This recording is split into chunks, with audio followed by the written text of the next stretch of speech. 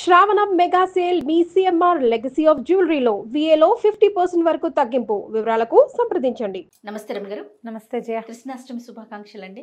కృష్ణాష్టమి శుభాకాంక్షలు జయ. దేశమంతా జరుపుకునే పండుగలో కృష్ణాష్టమి ఒకటి కదా. మంచి కృష్ణుడి స్టోరీ ఒకటి చెప్పండి రమ్య గారు. తర్వాత కృష్ణాష్టమి విశిష్టతలు మాట్లాడుకుందాం. కృష్ణగాథలు చెప్పుకోవాలంటే మనకి భాగవతం దశమస్కంధంలో కృష్ణ లీలలు ఎన్నిసార్లు చెప్పుకున్నా, ఎన్నిసార్లు చదివినా వాళ్ళే బాగుంటాయి. అఘాసురుడని ఒక రాక్షసుడిని సంహరించాడు కృష్ణుడు. అఘాసురుడిని సంహరించినప్పుడు బ్రహ్మదేవుడు ఆశ్చర్యపోయాడు. ఎంతమందిని రక్షించాడు ఒక్క చేతితోటి అని చెప్పి, వీళ్ళ కోసం ఇంత చేస్తున్నాడు, ఇన్ని రకాలు ఇంతమంది రాక్షస సంహారం చేస్తున్నాడు, ఇంకా ఏం చేస్తాడో చూద్దాం అని అనుకున్నాడు. బ్రహ్మదేవుడు ఒక పరీక్ష పెట్టాడు కృష్ణ భగవానుడికి. బాలకృష్ణ స్వరూపంలో ఉన్న పరమాత్మకి ఆయన యొక్క కుమారుడైన బ్రహ్మదేవుడు పరీక్ష అన్నమాట.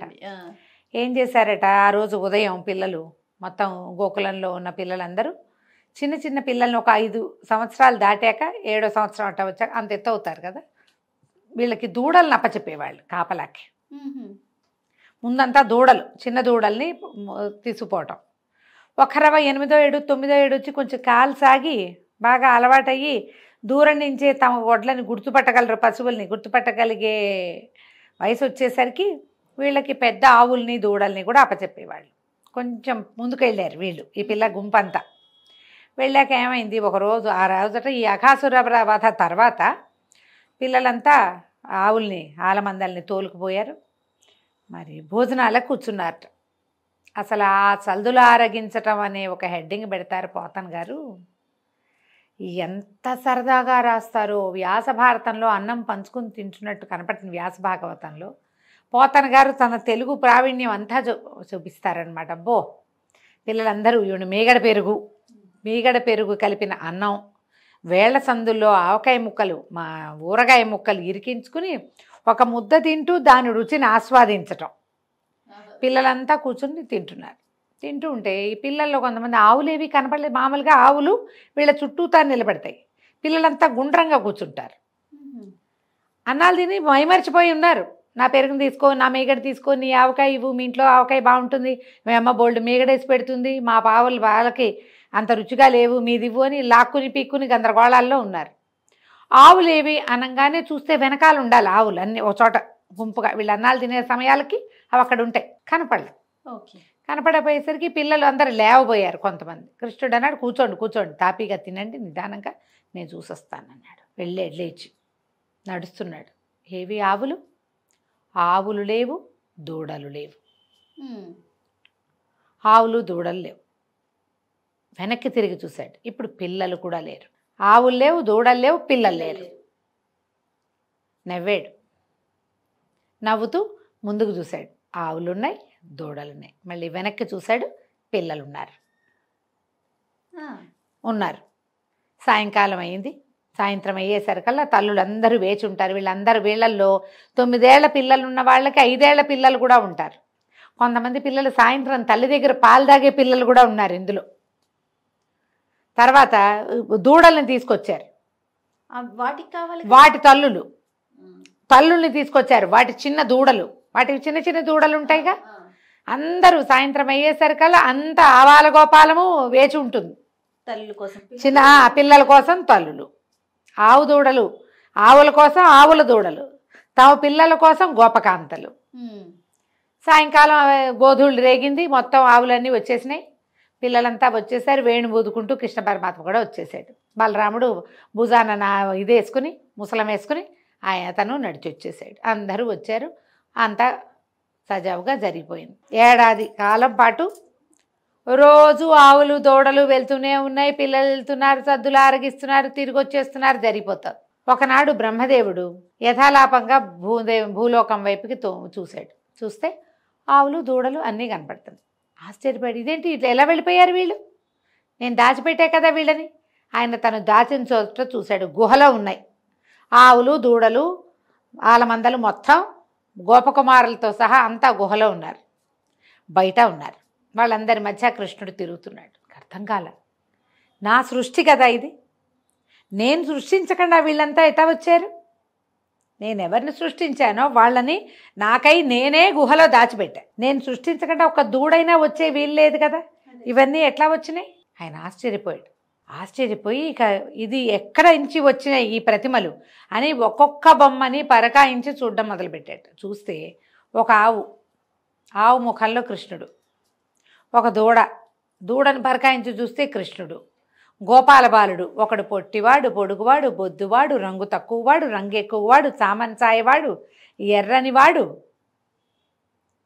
గుండువాడు, పిలకవాడు, బొద్దుగా ఉన్నవాడు ఒకడు, లడ్డు, అన్నీ కృష్ణ స్వరూపాలే. ఎన్ని ఆవులు, ఎన్ని దూడలు, ఎంతమంది గోపకుమారులు! ఒక్క బలరాముడు, ఒక్క కృష్ణుడు ఉంటే ఆ ఒక్క కృష్ణుడు ఈ మొత్తం స్వరూపాల రకంగా అతనే ఉన్నాడు.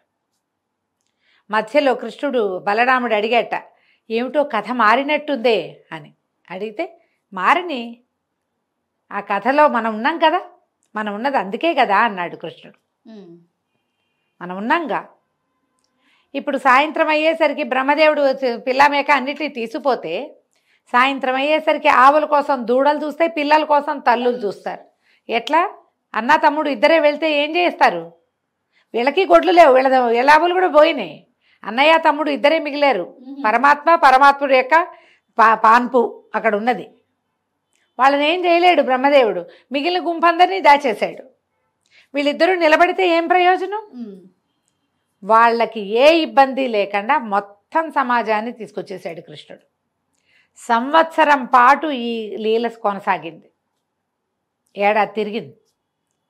బ్రహ్మదేవుడికి అర్థమైంది, ఈ మొత్తం ప్రతి సృష్టి చేసిన వాడు సాక్షాత్తు పురుషోత్తముడు. ఆయనే ఈ మొత్తం అన్ని స్వరూపాలు, అన్ని రూపాలు ఎత్తి వాళ్ళని సంతోషపెడుతున్నాడు. భగవంతుడు కాక మనని ఎవరు సంతోషపెట్టగలరు మానవులని?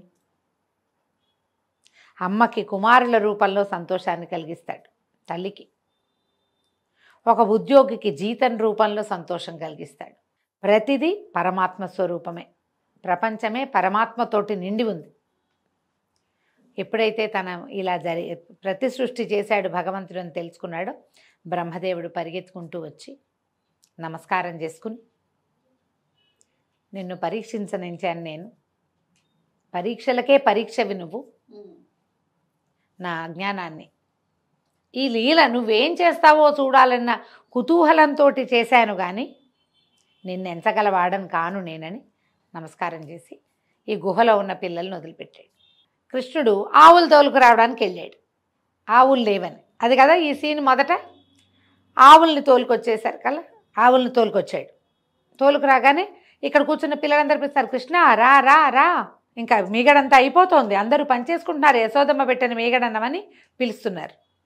వచ్చాడు. సంవత్సరం గడిచిన సంగతి ఎవ్వరికీ తెలియదు. అప్పుడే కథ, ఎక్కడ కథ మొదలైందో అక్కడే ఆగిపోయింది. ఏడాది నడిచింది కానీ ఆ ఏడాది నడిచిన గుర్తు ఏదీ లేకుండా చేసేసాడు. దాన్ని మనం విష్ణుమాయ లేదా కృష్ణమాయ అని చెప్తాం. ఈ కథతోటి కృష్ణాష్టమి వేడుకలకి శ్రీకారం చుడదాం. తప్పకుండా. కృష్ణలీలలు ఎన్నిసార్లు విన్నా, ఎంత చదివినా, ఎంతమంది చెప్పినా అని కొత్తగానే ఉంటాయి. భాగవతం దశమస్కంధం చెప్పుకున్నాం మనం. మార్గశిర మాసంలో మన వాళ్ళు ప్రతిసారి వేస్తారు. గర్భవతులు కృష్ణగాథలు వింటే చక్కని కుమారులు కలుగుతారు, మానసికమైన ఆహ్లాదం కలుగుతుంది. అవకాశం ఉన్న వాళ్ళు భాగవత కథాసుధని వినండి. అయితే కృష్ణాష్టమి, గోకులాష్టమి నాడు ఈయన జన్మించాడు. సాధారణంగా అష్టమి అమ్మవారి జన్మదినంగా చెప్తారు. అమ్మవారి జన్మదినం అంటే పరదేవత యొక్క జన్మదినం. ఆమెకి అష్టమి తిథి ఇష్టమని అష్టమి నాడు అభిషేకాలు అవి కూడా చేస్తారు. అదే అష్టమి నాడు మన కృష్ణ పరమాత్మ జన్మించాడు. ఆ రోజున కృష్ణుడికి పుట్టినరోజు వేడుకలు చేసుకుంటాము. ఉయ్యాలు వేస్తారు, ఉట్టి కొడతారు, కృష్ణ పాదాలు వాకిట్లో నుంచి ఇంట్లోకి వస్తున్నట్టుగా వేసుకుంటారు. చేత్తోటి వేసేవాళ్ళు, ముద్రలు కొనుక్కొచ్చి వేసేవాళ్ళు, ఎట్లా కుదిరితే అట్లా ఇంట్లో ఉయ్యాలు వేసుకుని ఉయ్యాల ఊపుతూ కృష్ణగాథలు ఏవైనా పాడుకుంటూ కృష్ణుడికి ఇష్టమైన రకరకాల పదార్థాలు, ఆయనకు అది ఇష్టం ఇది ఇష్టమని ఎన్నో కథల్లో విన్నాం. పెరుగు, మీగడ, వెన్న, పాలు అవన్నీ ఇష్టం. వెన్న మీగడ పెట్టుకుంటారు, శొంఠి పొడి పెడతారు, కొన్ని చోట్ల ఇవి కాయ పొడి పెడతారు. ఎందుకంటే అప్పుడే పుట్టాడు కాబట్టి బాలింతకని, కృష్ణుడికని కాదు ఆ పెడతారు, అమ్మకి తల్లికని శొంఠి పొడి పెడతారు. తర్వాత చెక్కిలాలు, పిల్లలకి ఇష్టమయ్యే పదార్థాలు ఎక్కువ నివేదన చేస్తారు. చెక్కిలాలు, చేగోడీలు, రకరకాల కరకరలు, కరకజ్జము, పంచకజ్జాయము, తర్వాత ఏమో పంచామృతాలు, గవ్వలు, చేగోడీలు, అలాంటివి అన్ని రకాల కరకరలాడే పదార్థాలు, పాయసాన్నము, ఎన్ని చేస్తే అన్నీ. కృష్ణగాథలు ఏమైనా చెప్పుకొని కృష్ణునికి సంబంధించిన గీతాలాపన చేసుకోవటం, తర్వాత కృష్ణాష్టకం చదువుకోవటం.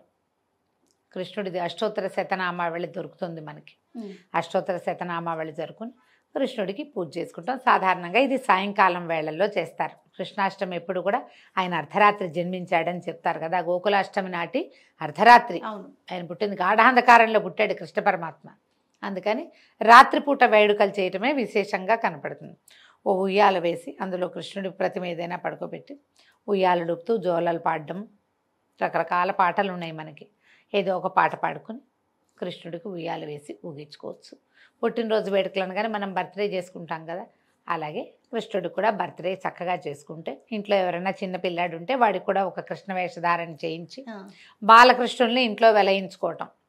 ఏది కుదిరితే అది చేయొచ్చమ్మా, ఏదో ఒకటి చేయొచ్చు. భగవద్గీత చదువుకోవచ్చు, భాగవత దశమస్కంధం చదువుకోవచ్చు, మహాభారతంలో కృష్ణుడు కనిపించేటువంటి ఘట్టాలు అవి చదువుకోవచ్చు. ఏవి కుదిరితే అవి చదువుకోండి. కృష్ణ తత్వాన్ని తెలుసుకోండి. నీ పని చెయ్యి నువ్వు.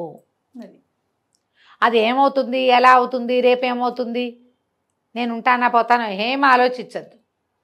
కేవలము కర్మలు చేయాలి మనం, అంతే. ధర్మాన్ని యథావిధిగా పాటించు. భగవంతుడు చెప్పింది అదే కదా, భగవద్గీత సారం కూడా అదే. అవకాశం ఉన్న వాళ్ళు ఎవరికైనా ఒక భగవద్గీత పుస్తకమో ఒక భాగవత పుస్తకమో ఇవ్వండి కృష్ణాష్టమి నాడు. మీ అవకాశాన్ని బట్టి మీరు ఏం చేయదలుచుకుంటే అది చేయటం. సమీపంలో ఎక్కడైనా వేణుగోపాల స్వామి దేవస్థానాలు అలాంటివి ఏమైనా ఉంటే చక్కగా వెళ్ళి దర్శనం చేసుకోండి, కృష్ణుడిని తలుచుకోండి బాగా. ఈ రోజున పిల్లల్ని కేకలేయటము, కొట్టటము అలాంటివి చేయబోకండి. బృందావనంలో ఏర్పాట్లు చాలా బాగా చేస్తారు, చాలా బాగా చేస్తారు జయ. అసలు అబ్బో, అక్కడ పాటలా, ఆ నాట్యాలా, ఆ సంతోషమా, చూసి తీరాలి, చూసి తీరాలి. అవకాశం ఉన్న వాళ్ళు ఎప్పుడైనా జీవితంలో ఒక్కసారైనా మధుర బృందావనం, ఆ బృందావనపు మట్టి మన ఒంటికి తగలాలంటారు. ఆ కృష్ణుడు ఎక్కడ తిరిగాడో ఆ ప్రాంతపు మట్టి మన ఒంటికి తగలాలని, పునర్జన్మ ఉండదని చెప్తారు. అన్ని విష్ణువాలయాల్లోనూ కృష్ణాష్టమి వేడుకలు విశేషంగా చేస్తారు. స్వామివారికి చక్కగా కృష్ణుడిగా అలంకారం చేస్తారు. ఈ ద్వారక అక్కడైతే అబ్బో, ద్వారకలో కానీ మన బృందావనంలో కానీ అత్యద్భుతంగా జరుగుతాయి వేడుకలు. ఎక్కడికైనా వెళ్ళే అవకాశం ఉంటే, అది మన సమీప దేవాలయాలు ఉంటే, ఎక్కడైనా కృష్ణాలయాలు ఉంటాయి కదా మనకి. మన సింగ్సాన్పేటలో ఒక బాలకృష్ణాలయం ఉంది. మన ఊళ్ళల్లో కూడా వేణుగోపాల స్వామి ఆలయాలు కనపడతాయి. ఎక్కువగా వేణుగోపాలుడు కనిపిస్తాడు కదా. ఎక్కడ అవకాశం ఉంటే అక్కడ ఉడిపి శ్రీకృష్ణ ఆలయంలో ఒక విశేషంగా చేస్తారు. అట్లా ఎక్కడ కృష్ణ పరమాత్మ ఉన్నాడో అక్కడ, ఈ గురువాయూరులో కూడా కృష్ణుడే కదా, అలాంటి చోట కూడా ఎక్కడ అవకాశం ఉంటే అక్కడికి వెళ్తాం. అవకాశం లేకపోతే ఆన్లైన్ చూడొచ్చు, మనకి ఇప్పుడు అవకాశాలు ఉన్నాయి చక్కగా కదా. కృష్ణుడిని తలుచుకోండి. రైట్. నమస్తే. నమస్తే జయ.